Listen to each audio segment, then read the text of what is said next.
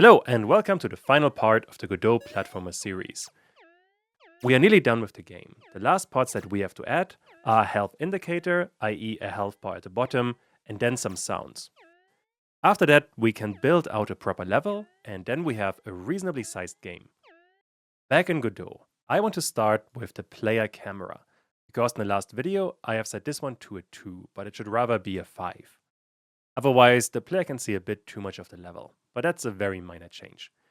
Much more importantly, inside of the game, at the moment, we cannot see the player health, which is one of the most important parts of the game. For that, in the bottom of the window, I want to have a health bar, which means we want to add some kind of UI. For that, I want to create a new scene, and the parent node has to be a canvas layer node. This is going to be the same node we have already used all the way in the beginning to create the background. The reason why we are using a canvas layer is because it ignores the camera, which for the UI is really important. It shouldn't move around. It should always be on top of everything else and not really be affected by anything inside of the game. Or rather, anything besides the player health. Let's call this one the UI. I want to save the scene in our scenes folder. And now we have to figure out how to add a health bar. To get started with that, I want to cover two problems. Number one, I want the health bar to be in the center bottom, somewhere there. To get down there, we will need what is called a margin container. This one should be in the bottom center. And then inside of theme overrides, we can set a constant. And if I extend the inspector, we want to set a margin at the bottom, and if I increase that value, we have a few pixels at the bottom, although at the moment this isn't visible. To actually make it visible as a child to this margin container, we want to add a progress bar. And there we can actually see a progress bar, although this one doesn't really have the proper dimensions. So if you zoom out, the blue rectangle is going to be our game window, and the bar at the moment is way too narrow. Also, I do not want to show the percentage. That you can fix inside of layout, and there we can set a custom minimum size. At the moment, those values are 0 and 0, but I want the width to be, let's say, 100 pixels. That might even be a bit too little, let's say 200. And for the height, I want to have 10 pixels. I think that looks reasonably okay. It's something you can play around with quite a lot. Let's actually try all of this. Inside of the game scene, I want to add one instance of the UI scene, and this thing has to be on top of the level, so it's always in front of it. If I now run all of this, in the bottom, we have the health indicator. That I think looks okay. I think we can make it a bit taller, let's say 20 pixels. Let's try this again. And yeah, I think that looks nicer. But once again, all of this is very subjective. So if you want to have other values, go with it. There's no objective answer here. After we have that, we have a minimum value, a maximum value, and a value. If I set this value, let's say to 30, you can actually see what's going on. We essentially have the minimum value here, the maximum value there, and then the current value in the middle. Or in other words, the only value that we really care about is this value. This should be set to the player health. And that we can do actually very easily. First of all, for the UI, I want to add a script. It can be called ui.gd, that's totally fine. First of all, in there, like we have done for the B, I want to get the player as a variable. And in fact, I can look at the player and copy this entire line. And paste it in there. And once again, this is where groups in Godot are incredibly useful. You can, for example, assign a player group and then always have access to the player in any kind of scene. After we have that, I want to run a process function.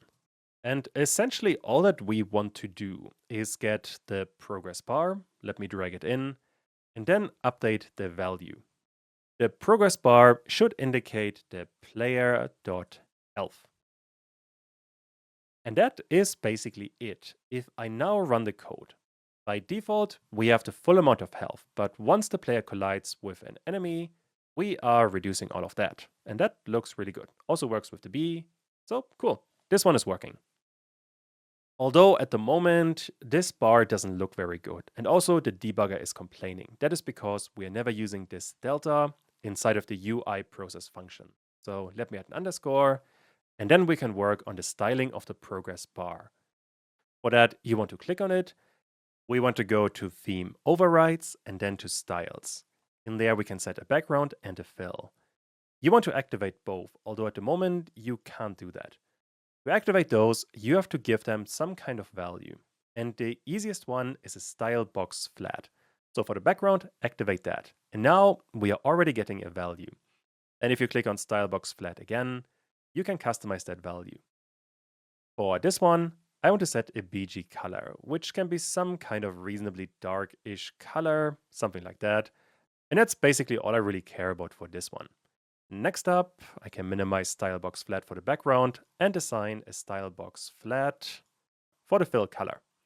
For this one, I want to have a red-ish color. Let's try all of this in the game. And I think that looks okay. What we can do at this point, actually, if you look at the graphics folder, you can get the player and then drag the player with the gun somewhere in the scene.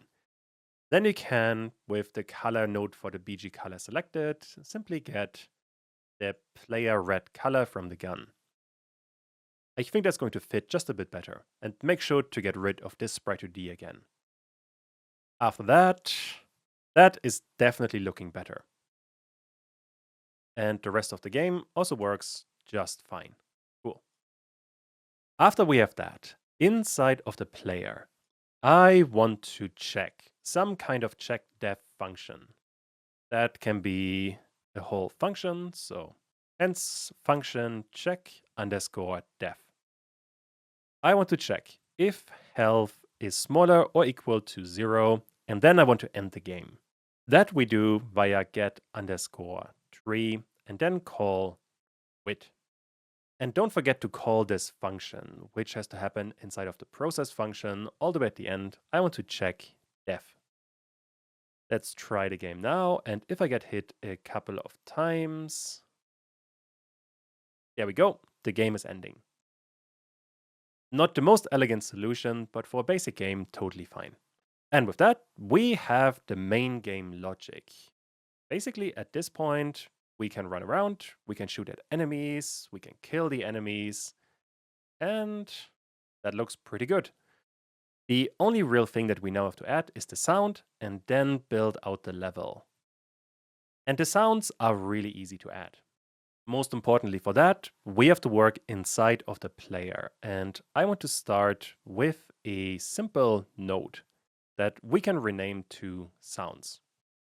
In there, I want to add an audio stream player. And there are two kinds of audio stream players that we have. I have an audio stream player 2D or simply an audio stream player. The only difference between these two nodes is that the audio stream player without 2D plays the audio always at the same volume. However, the 2D version respects the position, meaning the further away the player is from this position, the less loud it will become. Since the player is always in the center, it doesn't really matter which one you choose. So let's go with audio stream player 2D. To get started, let's create a fire sound. This is the sound we want to play whenever the player shoots a bullet. And for the sounds, you want to look at the audio folder. And there we have a bunch of files. And for the fire sound, I want to use synth laser. So simply drag this one into the stream.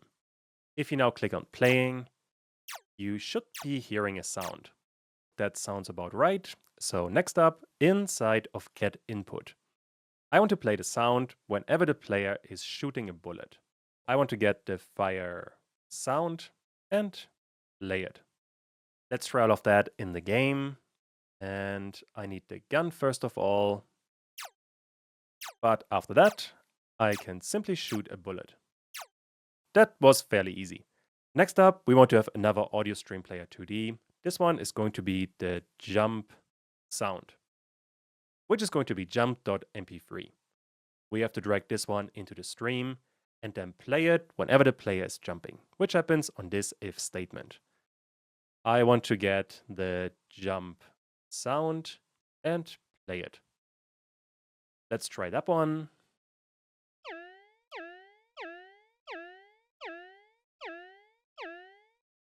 And that one is working as well.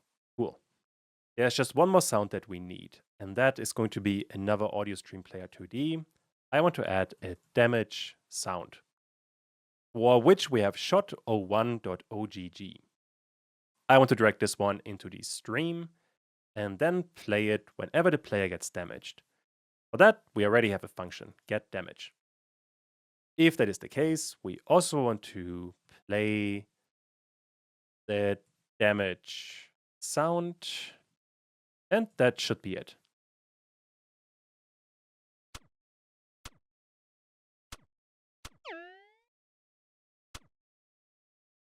And alright, with that, we have covered the entire player scene. Next up, I suppose we could work with the gun, because as soon as the player picks this one up, I want to play the power up sound. Which means for this one, I want to add once again an audio stream player 2D.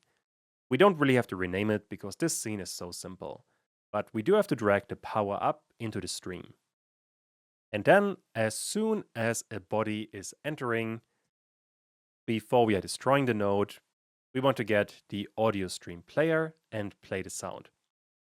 However, this is not going to work. If I try all of this and collect the gun, we didn't really get anything. The reason for that is, once the player has entered the gun, then we want to play the sound, and that does work indeed. But just on the next line, we are getting rid of the entire node, which means we are also killing this audio stream player. As a consequence, we do not get any kind of sound. Now, essentially what we want to do, we only want to destroy the node after the audio stream player has finished playing. And that is easily done in Godot. You want to use await. Await can await a certain kind of signal from a node. So for example, in our case, we want to get the audio stream player 2D and wait for it to be finished. That way, we're going to play the sound, and then only after this sound has finished playing, we want to get rid of the node. If I now go back to the level, and for now, I want to move both the worm and the bee a bit further away, so we don't have any distractions. For that, I also have to move the starting points for the markers a bit further to the right. Let's try all of this now, and if I collect the gun, we are getting a sound, and that is working pretty well. However, now we have an issue, and let me play the entire thing again. As soon as the player collides with the gun, we are playing the sound, and then the gun disappears. But there's a bit of a delay between the gun disappearing and the player colliding with the gun. Essentially, if we are looking at the gun, as soon as the player is colliding, we are calling this function, and the player gets a gun. Then we are playing the audio, and after the audio has finished, we are getting rid of the node. Which means between the player touching this gun and the gun disappearing, we have the duration of the audio playing, which is going to look a bit weird in the game. Although that we can also fix quite easily. Basically, after the player has touched the gun, I want the gun to disappear immediately. Which we can't really do. We have to wait for the audio to finish playing. So we couldn't delete the node. But what we can do instead is simply get this sprite 2D and then hide it. With that, if I run the entire thing again, now as soon as the player touches the gun disappears, and it looks like the player picked it up.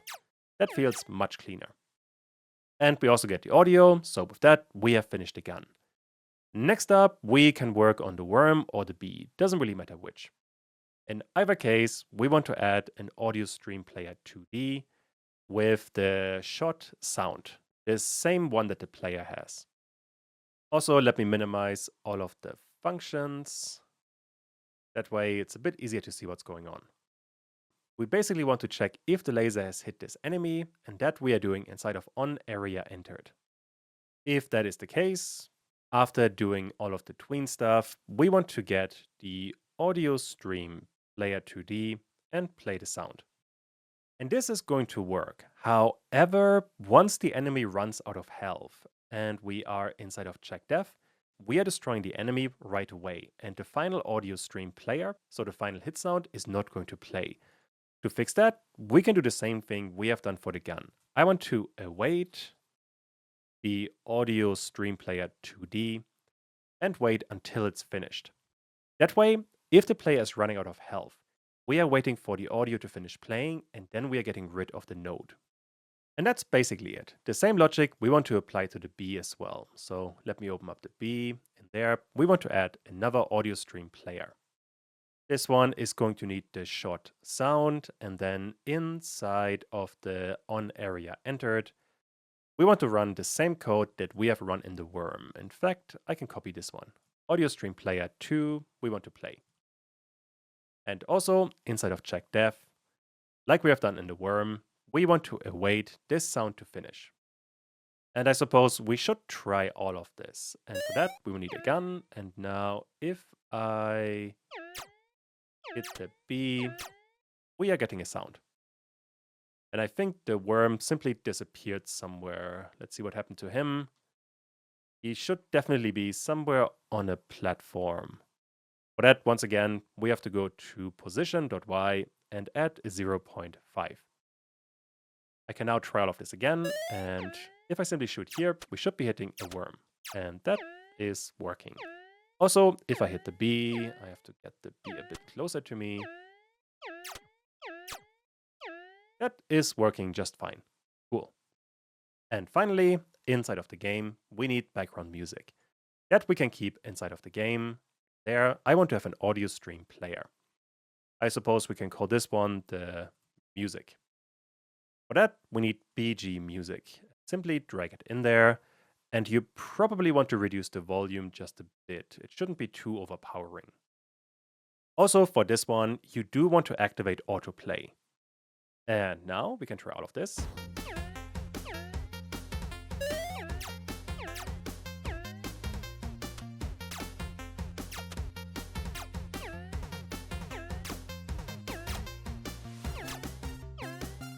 And with that, we also basically finished the level. Now, before we are coming to the final exercise, there's one more thing that I want to do. Inside of the level, at the moment, we only have the main terrain, but I want to create another tile map. So another tile map, and this one we can call decoration. For the tile set, I want to create a new tile set with a square size and 16 by 16 for the individual tiles.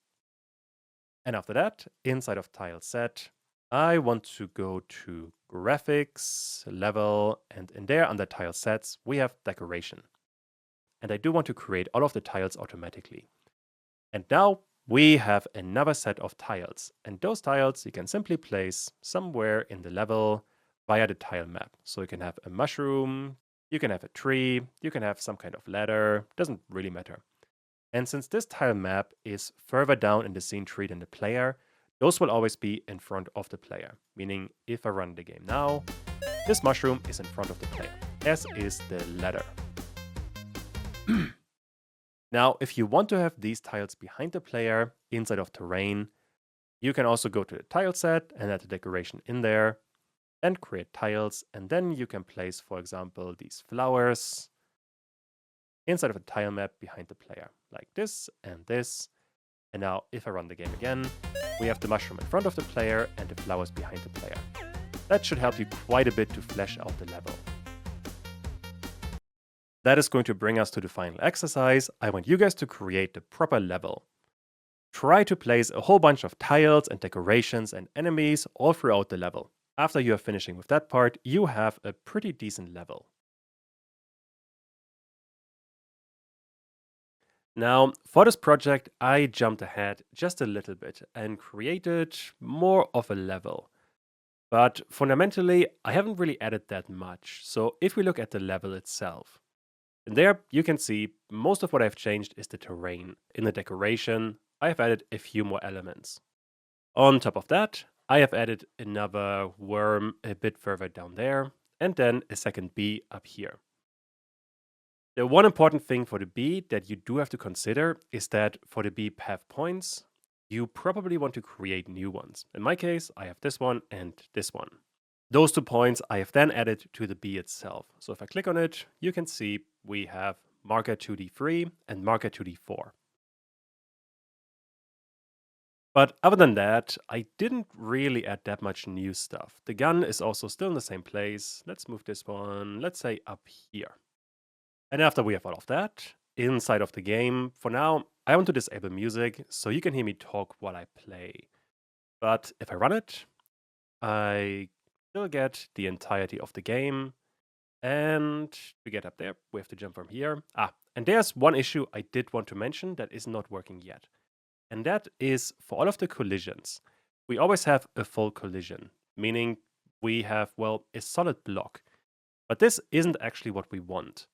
At the moment, this block is simply, well, a block. So there's no way to jump through it. That, fortunately, we can fix very easily though. For that, you want to go to the level and then to terrain. And there, we want to work on the tile set. And let me maximize it. Here is the tile set we have worked with for quite a while now. And I want to paint on it. More specifically, I want to paint on the physics layer. This is something we have created very early on. But if you look on the left, there are a few more options we could be selecting. The one we care about is polygon 0 one way. This one should be enabled. And after we have enabled that, we have to repaint the tiles. And if I simply click on them, you can kind of see what's going on. And by the way, I want to select all of them. This polygon 0 one way determines that we are only having a collision in one way, whichever the arrow points at. So in this case, the only collision will be on top of this platform, which is pretty much exactly what we want. Now for our final game, you might want to be a bit more fine-grained here. For example, for this corner, you might want to have a collision on top and on this side as well. But I think for a simple game like this, this should be totally fine. Let's try to run all of this. We still have floor collisions, that's a good sign. But now, if I jump a bit further to the right and try to jump on this thing, that works much better. And we can get our gun back. However, I am now able to jump through these side bits, which isn't ideal and something you definitely want to address in an actual game. But for this simple one, I'm quite happy. Alrighty, that is a really good start, and with that, we have basically a game. However, there's one thing that I really want to demonstrate that we absolutely have to fix.